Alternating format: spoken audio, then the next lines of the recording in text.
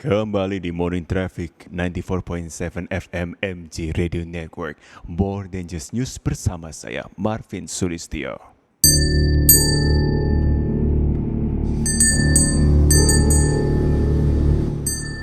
Oke, ini kok horor sekali ya. Bentar, ini jam berapa ya? 10 pagi atau 10 malam ya? Kok udah horor nih ngomong-ngomong ini gimana ya MJ Listeners ya back soundnya ya? Kok serem gitu. Nah, tapi ngomong-ngomong nih MJ Listeners, ngomong soal horor, udah ada ini loncengnya. Saya kira nih jualan bakso loh, ini ngomong-ngomong jangan, lapar saya. Nah, ngomong-ngomong MJ Listeners, ini saudara Joko Anwar tuh mengumumkan sequel salah satu film horornya Pengabdi Setan tayang pada tahun ini. Nah, hal itu ia umumkan lewat media sosialnya Instagram dan Twitter. Dalam unggahan tersebut, tampak bahwa sequel itu diberi judul Pengabdi Setan 2 Communion. Sayangnya, unggahan Joko tidak memberikan informasi detail terkait siapa saja yang berperan dalam sequel ini dan juga tanggal tayang resminya. Nah, Pengabdi Setan dirilis pada tahun 2017 dan film ini adalah film daur ulang film dengan judul yang sama, arahan sutradara Sisworo Gautama Putra yang tayang tahun 1980-an. Dan pada saat ataupun pada masa tayangnya, Pengabdi Setan mampu menjadi film terlaris tahun 2017 dengan capaian 4,2 juta penonton. Nah, apakah MJ Listeners termasuk salah satu dari 4,2 juta penonton? Saya sih salah satunya ya, yang juga menonton Pengabdi Setan tahun 2017 lalu. Tentu MJ Listeners antusias ya dengan sequel kali ini. Coba untuk pengulik tentang Pengabdi Setan 2, kita akan langsung ngobrol bersama dengan Mas Joko Anwar, sutradara film Pengabdi Setan yang sudah terhubung bersama kita melalui sambungan telepon. Halo Mas Joko. Halo, selamat pagi. Selamat pagi. Udah horor ya. Iya, selamat pagi. Jadi kalau mengacu kepada postingan kemarin, siapa yang kembali Mas Joko? Nah, iya, kembali. Siapakah itu? Langsung. Oke, Mas Joko, gimana kabar? Baik, sehat? Baik, alhamdulillah sehat. Alhamdulillah sehat juga ya, semangat ya. Tapi ngomong-ngomong ini udah banyak pada tanya nih, ngomong-ngomong kapan nih rencananya nih tayangnya? Awal tahun, pertengahan tahun atau akhir tahun? Tayangnya sendiri sedang kita cari tanggal yang paling bagus. Ada dua kemungkinan di kuarter kedua atau di kuarter ketiga. Oke, kuarter kedua, Iya. kuarter ketiga, teman-teman dicatat ya. Nanti kalau udah mau mendekati kita langsung tanya lagi. Oke, anyway, Mas Joko, ini ngomong-ngomong ya, ini kok dengerin gitu dari teasernya itu kan cukup serem ya. Sebenarnya apa sih yang bisa kita ekspektasikan di Pengabdi Setan 2 ini? Apa yang bisa kita harap-harapkan? Ya, tentunya kemarin ketika kita bikin Pengabdi Setan 1 kan memang itu dimaksudkan sebagai pembuka dari sebuah cerita yang utuh gitu ya. Sehingga ketika kita nonton film Pengabdi Setan yang pertama, banyak muncul pertanyaan. Yes. Salah satunya mungkin, Bapak kemana sih setelah Ibu meninggal? Terus Bapak ngomong apa ke Ibu? Pokoknya seperti banyak pertanyaan yang sering ditanyakan oleh teman-teman di sosial media gitu. Jadi di Pengabdi Setan 2 ini tentunya pertanyaan-pertanyaan tersebut juga akan terjawab gitu. Akan terjawab. Bukan berarti tidak akan ada pertanyaan baru, tapi pertanyaan yang mungkin akan terjawab. Oke, kira-kira akan ada plot twist kah? Akan ada kejutan apakah kira-kira? Aku sih kalau bikin film sebenarnya nggak pernah rely on plot twist ya, karena plot twist menurut aku bisa jadi gimmicky. Tapi yang paling penting adalah bagaimana kita bisa membuat film. Ini kan film horor ya, kayak Pengabdi Setan pertama itu film horor, tapi bagaimana supaya orang bisa menikmati film ini tentunya dengan membuat karakter yang orang bisa peduli, care gitu. Jadi ketika kita nonton film Pengabdi Setan itu serem karena apa? Bukan hanya karena memang ibunya serem, tapi juga karena kita khawatir bahwa nanti si anggota keluarganya akan kenapa-kenapa. Jadi orang harus care sama karakternya. Jadi harus jadi karakter yang kita bisa relate gitu. Sama halnya dengan Pengabdi Setan yang pertama, yang kedua juga akan dipenuhi oleh karakter-karakter yang menarik gitu. Dan tentunya twice as scary. Oke, sebelum kita akan ngobrol mengenai proses produksi nih Mas Joko, boleh dong disebutkan 3 kata yang mewakili Pengabdi Setan 2 ini? Serem mampus. Satu lagi Wayolo. Oh. Serem mampus Wayolo. Oke, sudah kita catat di sini ya. Oke deh. Mas Joko, boleh dong kita ngobrol soal proses produksi dari film Pengabdi Setan 2 ini. Berapa lama sih proses produksinya dan dari kapan sih?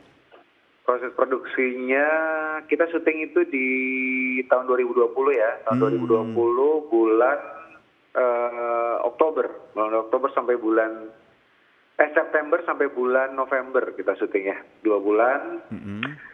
Tapi penyelesaiannya, editing, musik scoring, sound design, dan visual efeknya itu memakan waktu 1,5 tahun. Jadi sekarang kita sedang penyelesaian, I see. finishing gitu.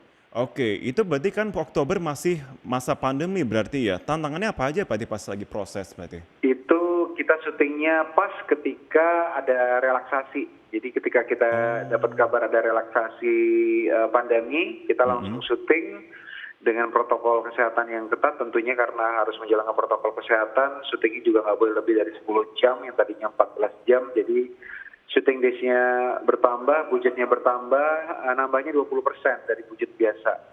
Kalau di masa pandemi syutingnya nambah 20%. I see. Gitu. Tantangannya tentunya kita harus selalu tes PCR. Kalau misalnya ada adegan di dalam ruang tertutup, semuanya harus dites, ditunggu aman atau tidak, baru kita bisa syuting gitu.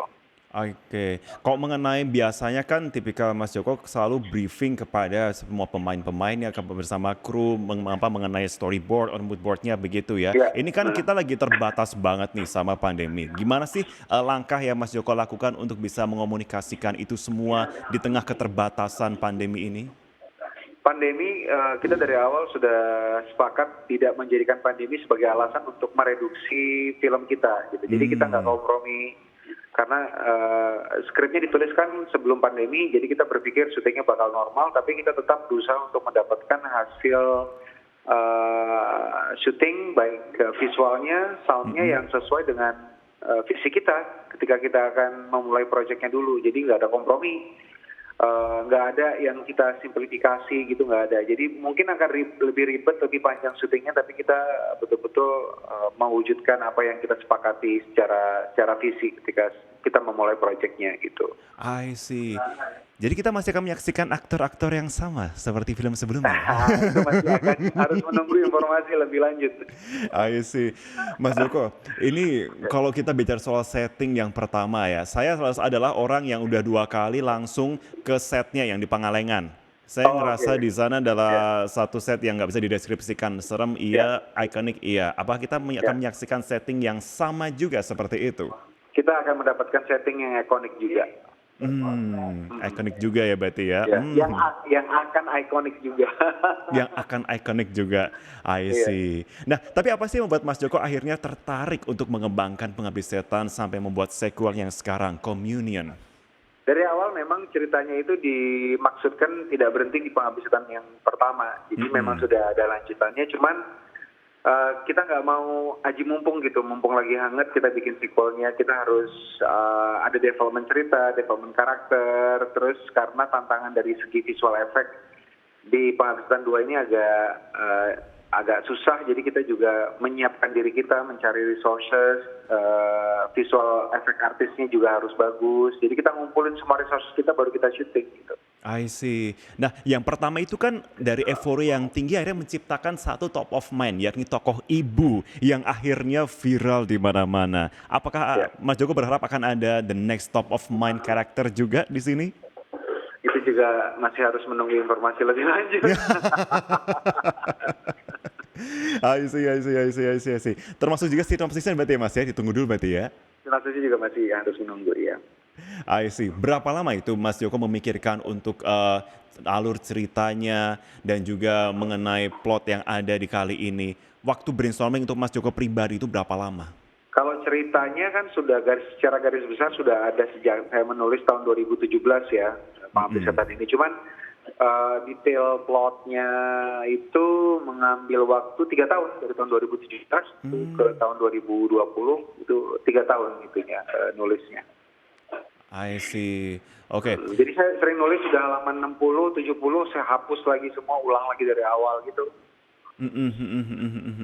Sebenarnya kalau kita bicara mengenai settingnya sendiri kan memang tahun 80-an begitu ya. Memang kalau kita seperti film waktu awal itu.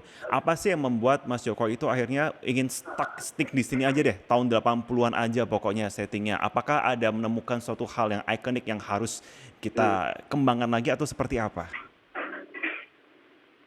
Karena dari segi cerita yang dibutuhkan memang tahun 80. Mm-mm.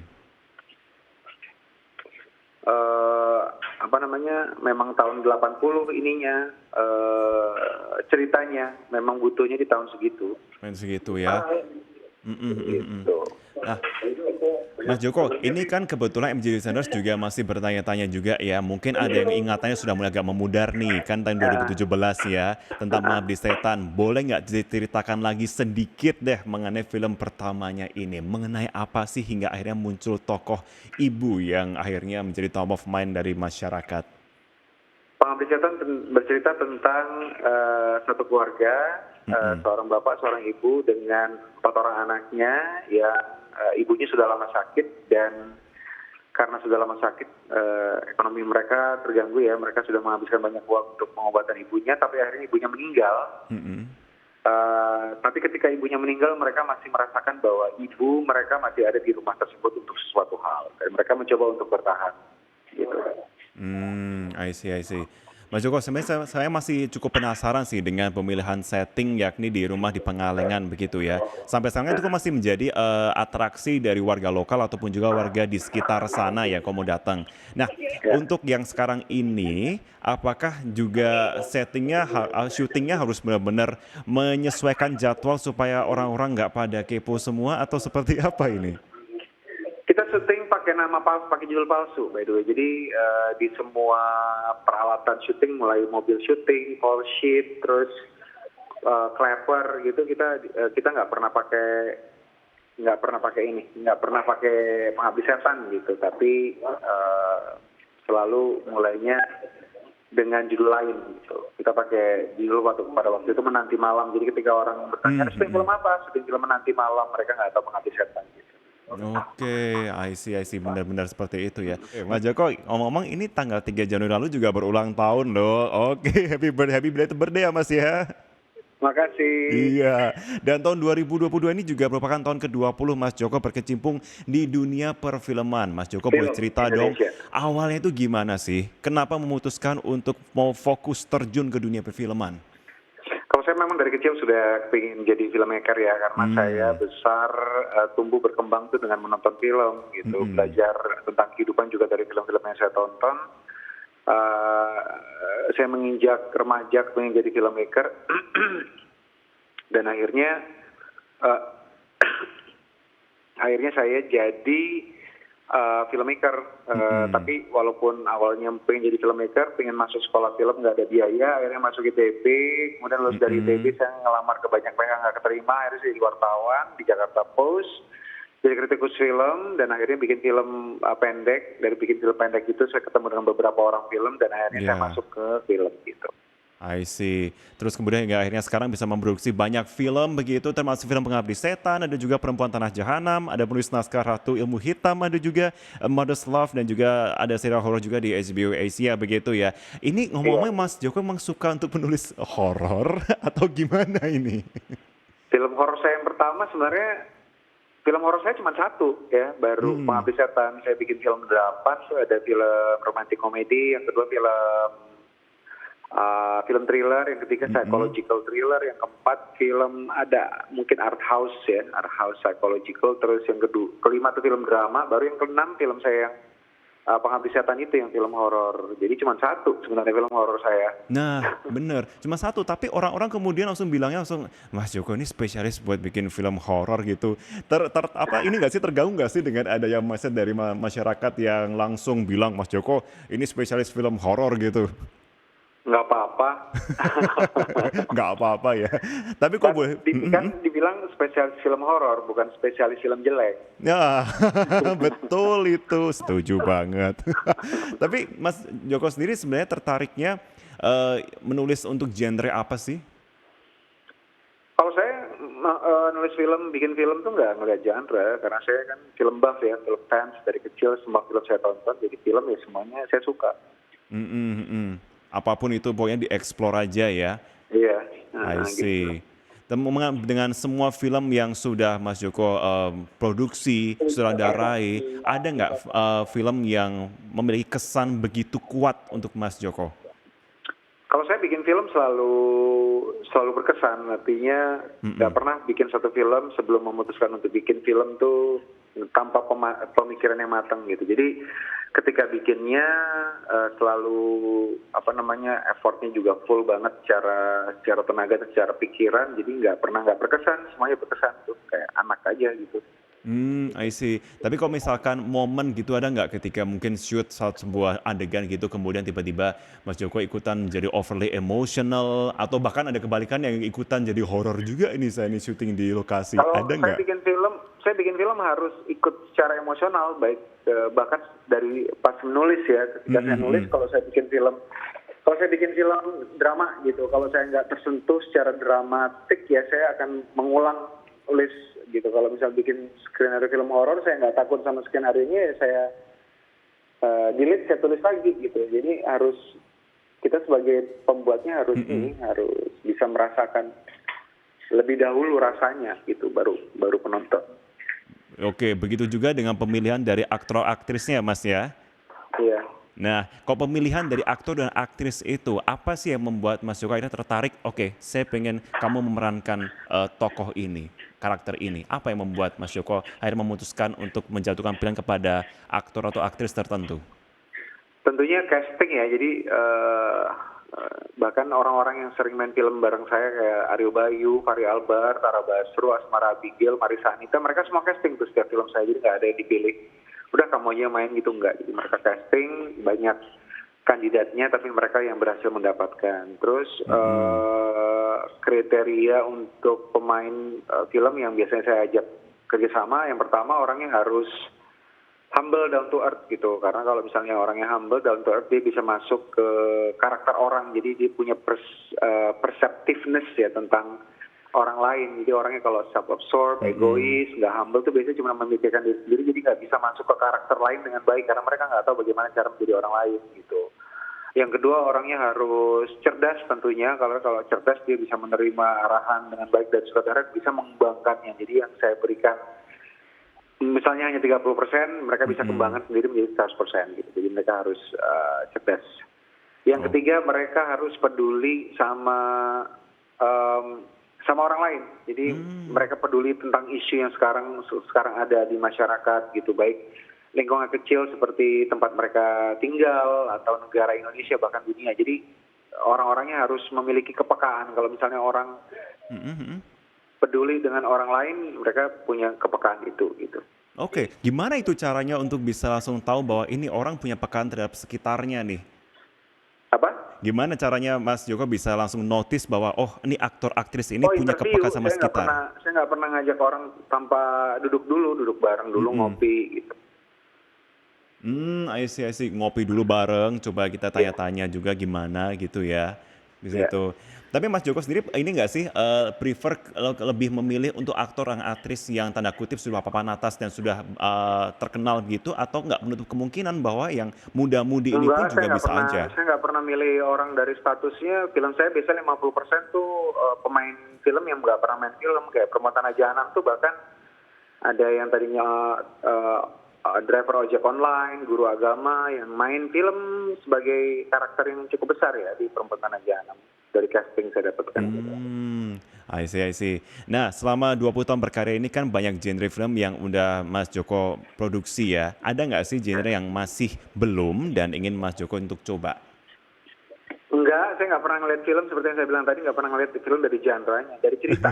Jadi apapun itu genre-nya cerita. Tapi sejauh ini alhamdulillah saya selalu bisa bikin film yang ceritanya memang ingin saya ceritakan gitu, yang ada sesuatu yang ingin saya katakan.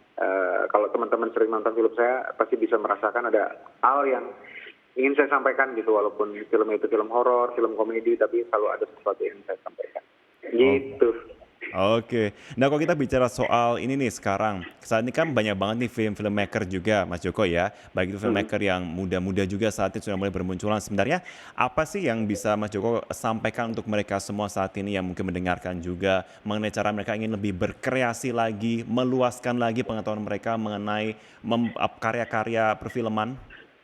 Tentunya harus belajar karena film itu ada basic technicalities yang harus dipelajari, tapi yang paling penting juga adalah mengasah kepekaan kita ya terhadap kehidupan gitu. Kalau kita punya kepekaan terhadap kehidupan, ada sesuatu yang kita katakan lewat film kita, sehingga film kita ada suaranya. Itu sih yang paling penting ya, jadi peka gitu. Peka begitu ya. Kalau Mas Joko sendiri gimana sih caranya untuk benar-benar bisa mengasah itu? Saya menyerap informasi ya, berita, terus sering traveling ke tempat-tempat yang belum pernah saya datangi, tapi bukan untuk jadi turis, tapi untuk berinteraksi dengan penduduk sekitar yang tinggal di situ. I see. Itu berarti dalam negeri dan juga luar negeri dong berarti? Iya. Oke, ada nggak pengalaman yang berkesan pada waktu Mas Joko sedang mencari inspirasi traveling itu hingga akhirnya, oh ini coba saya adaptasi deh ke karya saya berikutnya? Film saya selalu terinspirasi dari kehidupan nyata yang saya alami, dari mulai film saya yang pertama, Jadi Johnny, itu ketika saya melihat nonton film terus filmnya mati, saya tanya kenapa mati, ternyata pengantar film belum sampai. Demikian juga dengan kayak Pintu Terlarang, banyak orang yang punya anak tapi nggak tahu anaknya mau dididik seperti apa gitu. Jadi selalu terinspirasi dari apa yang saya lihat di kehidupan nyata. I see. Nah, Mas Joko kan juga sudah menerima banyak award nih, penghargaan nih. Ada nggak penghargaan yang paling berkesan untuk Mas Joko? Enggak sih, penghargaan nggak ada artinya buat saya. Oke. Penghargaan itu buat promo film aja, filmnya menang ini gitu dipromosikan. Tapi bagi saya sih, kalau setiap kali bikin film tuh harus sudah bisa bikin assessment filmnya, kekurangannya apa, kelebihannya apa gitu. Jadi kita sendiri sebagai pembuatnya harus tahu kelebihan sama kekurangan film kita. Jadi kalau misalnya orang lain memberikan pujian, orang lain memberikan award, piala, nggak tinggi hati, orang lain mengkritik juga kita nggak merasa down gitu. Jadi kita sendiri yang harus tahu kelebihan kekurangan film kita. Oke, kalau gitu apa apresiasi tertinggi bagi seorang filmmaker, Mas Joko? Kalau misalnya film saya bisa menyentuh hati penonton ya, bisa memberikan enlightenment atau pencerahan gitu buat mereka di kehidupan mereka gitu. Apakah mereka punya masalah yang bisa terpecahkan karena terinspirasi dari karakter-karakter dari ada film yang ada di film saya, atau mereka pun terinspirasi untuk mendapatkan kehidupan yang lebih baik gitu dari menonton film saya, itu mungkin yang penghargaan yang tertinggi ya. Oke deh, Mas Joko, thank you banget udah bincang-bincang kita ya di pagi hari ini. Sama-sama. Terima kasih, kita nantikan lah ya untuk Baik. Pengabdi Setan 2-nya. Dan Terima kasih. terima kasih untuk inspirasinya. Terima kasih, selamat kembali beraktivitas ya. Selamat pagi. Iya, pagi.